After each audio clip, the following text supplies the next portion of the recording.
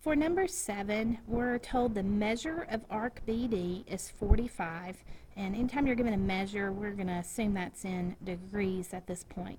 So arc BD is between points B and D on the circle, so I'm going to mark that as 45 degrees.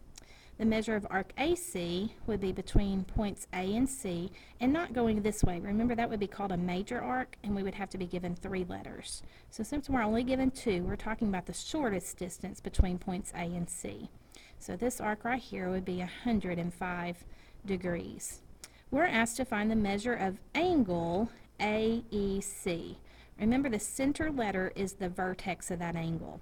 So we can follow those letters, A, E, C. We're being asked about this angle right here. So we have to use our circle knowledge about angle and arc relationships. Remember, if the vertex is inside the circle, then the angle is equal to 1/2 the sum of the 2 arcs.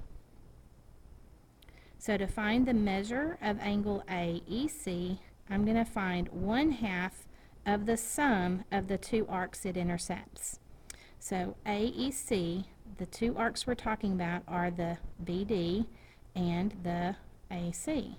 Those are the 2 arcs intercepted by the angle you want and its vertical angle. So remember, those would be equal because vertical angles are equal to each other. So these are the 2 arcs we're talking about.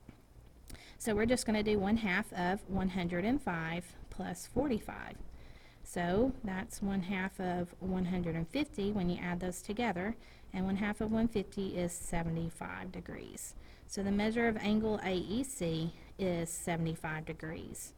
Remember, if I asked you for the measure of angle CEB, this one right here, I would first have to do the same work to find these angles to be 75. And now I know these 2 angles that are vertical angles are linear pairs with the one that's 75. So I would just have to subtract 180 minus 75 and find that this angle and this angle are both 105 degrees.